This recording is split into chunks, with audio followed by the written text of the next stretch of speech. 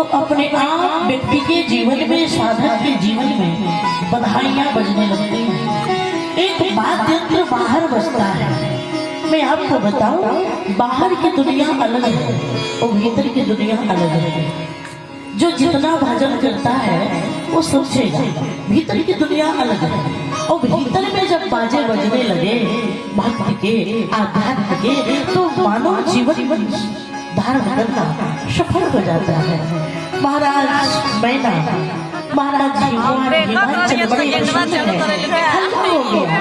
ये पर्वत को, पहाड़ को तो पहाड़ जब लेना चाहिए, लेकिन मानवी कन्या बिल्कुल जैसे कोई इंसान की कन्या होती है, ऐसी कन्या प्रकट हुई है। बड़ा दूर दूर तक एक बात पहुंच गई, शोर हो गया और नारद जी तक बात पहुंची। तो नारद जी को बर्दाश्त नहीं हुआ। देवर्षि नारद बड़े गौतमी है, बोले नारद समाचार सब पाए, नारद समाचार सब पाए, नारद समाचार सब पाए।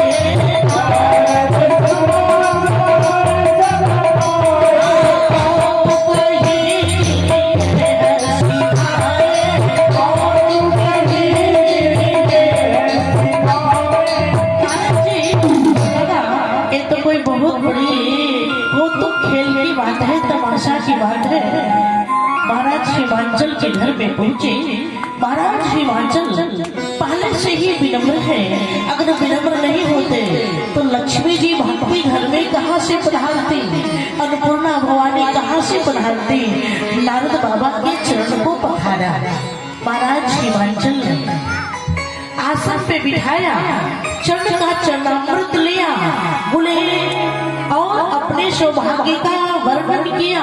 बोले निज सौभाग्य बहुत गिरी बजना, और सुता बोली वेली मुनि चरना। अपने सौभाग्य का वर्णन करना। बहुत लोग होते हैं जब साधु संत सामने आ जाए ना तो अपने दुख का रोना रोते हैं कि हमको ये दिक्कत, हमको दिक्कत। लेकिन साधु संतों के सामने कभी दुख मत रोइए, हाँ अपनी परेशानियों को मत गिनाइए। हम लोगों की समस्या ये है कि जो मिला नहीं है, हाँ उसके लिए माथा पटकते हैं, और जो मिल गया उसका आदर नहीं करते। लेकिन हमारे श्री राम कथा बताते हैं कि जो नहीं मिला उसके लिए प्रयास जरूर करें, हाँ लेकिन जो मिला है उसका आदर करें। ना तो बेटा बदल जाएगा, ना तो बेटी बदल जाएगी, ना तो पति बदलेगा, ना तो पत्नी बदलेगी, लेकिन बार बार कहना कि फलाने का बेटा बहुत बढ़िया है, तुम ठीक नहीं हो। नहीं, इस सामने वाले का अपमान करना है। आप संस्कार अच्छे डालें कि आपके बच्चे अच्छे हो, लेकिन बार बार ताना मारना ये उचित नहीं है। महाराज हिमाचल अपने सौभाग्य की सराहना करते हैं। बोले निज सौभाग्य। महाराज आप संतों की कृपा से मेरा बड़ा सुंदर सौभाग्य है, शरीर स्वस्थ रहता है। ये सौभाग्य नहीं तो और क्या है। आंख दो है, इसमें एक आंख बंद होती तो हम क्या कर लेते, लेकिन भगवान ने दो दो आंख ठीक दी है। ये सौभाग्य नहीं तो और क्या है। हम कान से बहरे होते तो भगवान का हम कुछ कर पाते क्या। पर ठाकुर जी ने कितनी कृपा की कि हमको दो दो कान स्वस्थ दिए। हाँ एक भाई ने कहा कि भगवान को पता नहीं चलता, एक कान के छिद्र से आवाज जाती है तो छिद्र बना देते। इतना मेहनत क्यों किया, इतना बड़ा कान बनाया। संत ने कहा इसलिए इतना बड़ा कान बनाया कि हम लोग चश्मा पहनेंगे तो कौन कील गाड़ेंगे, इसलिए भगवान ने पहले से जुगाड़ कर दिया। निज सौभाग्य। भगवान ने दो दो हाथ दिया, पैर दिया। अगर हम लंगड़े होते तो कथा सुनने कहाँ से आते, अगर निर्धन होते तो दान कहाँ से कर पाते, पागल होते तो भगवान का चिंतन कहाँ से कर पाते। हाँ तो इसलिए भगवान की कृपा का, अपने सौभाग्य की सराहना करिए। गुरुजी आपकी कृपा से हम स्वस्थ हैं, हमारे धर्म पत्नी स्वस्थ है, और आप संतों की कृपा हुई घर में बिटिया रानी पधारी है। आओ न बेटी पार्वती, ये नारद बाबा आए हैं, इनको प्रणाम करो। तुम्हें या पार्वती को संकोच लग रहा था। नारद बाबा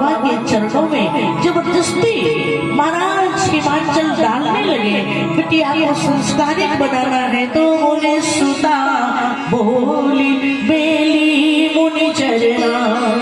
और बिटिया के हाथ को पकड़ करके महाराज हिमाचल ने कहा, हे नारद बाबा, बड़े सौभाग्य से आप पधारे हैं, कृपा करके मेरी बिटिया के हाथ को देखिए और फल बताइए, इसकी कुंडली में क्या लिखा है, इसके हाथ में क्या लिखा है। क्योंकि बेटियां अद्भुत होती हैं, बेटी आँख के समान होती है, आँख आ जाए तो भी गड़बड़, आँख चली जाए तो भी गड़बड़, आँख उठ जाए तो भी गड़बड़, आँख बैठ जाए तो भी गड़बड़।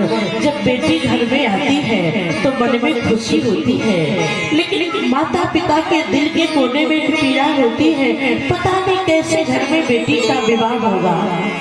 और विवाह तय हो गया तो बेटी के दहेज की चिंता, विवाह सही हो गया, विदा होने का वक्त आया तो बेटी को विदा करने की तकलीफ। अद्भुत जीवन होता है।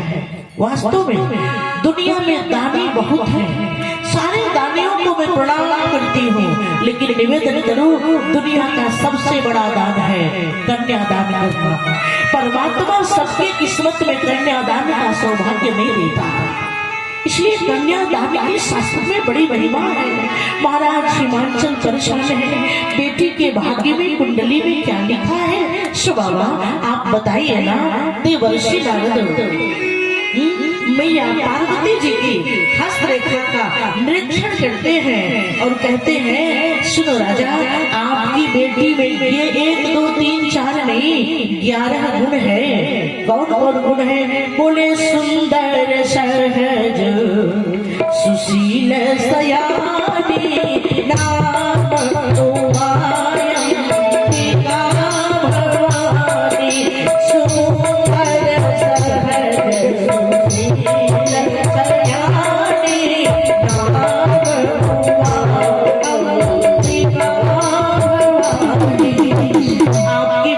सुंदर सहज सहज है, सुशील है, समझदार है, इनका नाम उमा है, ये दुनिया की माँ है, अंबिका भवानी।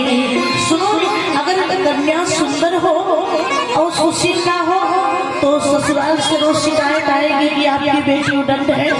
तो सुंदर के साथ सुशील होना ये कन्या का सबसे बड़ा गुण है। और इसके बाद और है क्या, अगर बेटी बहुत सुंदर हो और विवाह हो और दूल्हा अपनी पत्नी को प्रेम ना करे, प्यार ना करे, तो भी माता पिता को तकलीफ होगी।